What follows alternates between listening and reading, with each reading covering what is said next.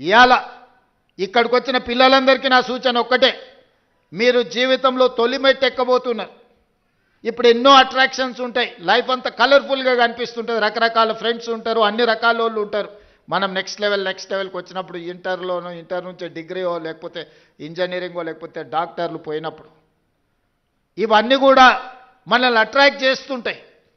కానీ జీవితంలో 25 సంవత్సరాల వయసు వచ్చే వరకు నిబద్ధతతోని కష్టపడి చదువుకొని కెరీర్లో రాణిస్తే ఆ తర్వాత 40-50 సంవత్సరాలు ఈ సమాజంలో గౌరవంతో బ్రతకొచ్చు. డాక్టర్లుగా, లాయర్లుగా, ఇంజనీర్లుగా, ఐఏఎస్లుగా, ఐపీఎస్లుగా, ఐఎఫ్ఎస్లుగా, ప్రజాప్రతినిధులుగా, ఎమ్మెల్యేలుగా, ఎమ్మెల్సీలుగా, ఎంపీలుగా, మంత్రులుగా, ముఖ్యమంత్రులుగా రాణించడానికి అవకాశం ఉంటుంది మొదటి 25 సంవత్సరాలు కష్టపడితే.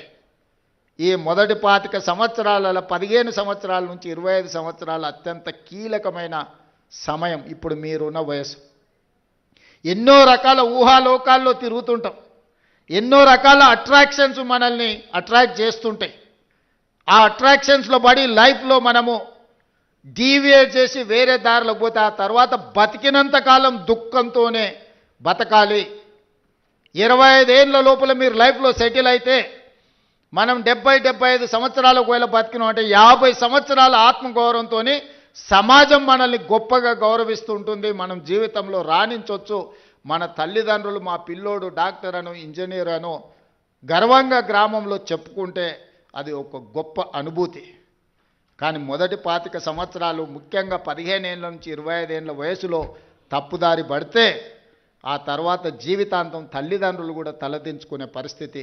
మన కన్న తల్లిదండ్రులకు, మనం పెరిగిన గ్రామానికి కూడా చెడ్డ పేరు వస్తుంది.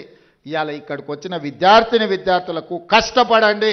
మీలో టాలెంట్ ఉంది, మీలో సెల్ఫ్ కాన్ఫిడెన్స్ ఉంది. ఉన్న వేదిక మీదకి వచ్చిన పిల్లల్ని చూస్తే మాకు సర్ప్రైజ్. మేము చదువుకుంటాం, మాకు అంత కాన్ఫిడెన్స్ కానీ మాకు అట్లాంటి అవకాశం కానీ ఎప్పుడు రాలే.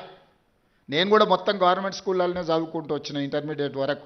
మాకెప్పుడు ఇట్లా మంత్రులను, ముఖ్యమంత్రులను కలిసి లేకపోతే మేము మా లైఫ్లో మా ఎడ్యుకేషన్లో మేము సక్సెస్ చూసినాం అని మమ్మల్ని ఎవరు పిలిచిన వాళ్ళు కానీ, అభినందించిన వాళ్ళు కానీ, షేక్ హ్యాండ్ ఇచ్చిన వాళ్ళు కానీ లేరు. కానీ ఈరోజు మీ సెల్ఫ్ కాన్ఫిడెన్స్ పిల్లల్ని ఒకరొకరిని చూస్తుంటే నాకు నిజంగా చాలా సంతోషం అనిపించింది. మా పిల్లలు ఖచ్చితంగా రాణించగలుగుతారు.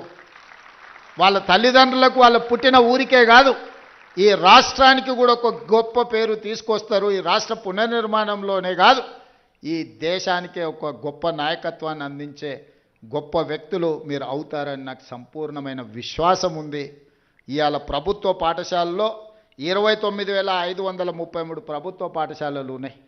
అందులో మనకు 26,41,536 మంది విద్యార్థులు చదువుకుంటారు. కానీ ప్రైవేట్లో 11,217 స్కూళ్ళు ఉంటే 36,87,752 మంది స్టూడెంట్స్ ఉన్నారు. మరి నేను ఒకటే అడుగుతున్నా ఈ వేదిక మీద నుంచి మా సిబ్బందిని కానీ, ప్రజాప్రతినిధులు కానీ, ఇక్కడికి వచ్చిన విద్యార్థులు, ప్రైవేట్లో 11,000 స్కూళ్ళల్లో 36 లక్షల మంది చదివితే గవర్నమెంట్లో 26,000 స్కూళ్ళల్లో 24 లక్షల మంది చదువుకుంటున్నారు. ఎక్కడో మనం ఇంకా మన విశ్వాసాన్ని పెంపొందించుకోవాల్సిన అవసరం ఉంది.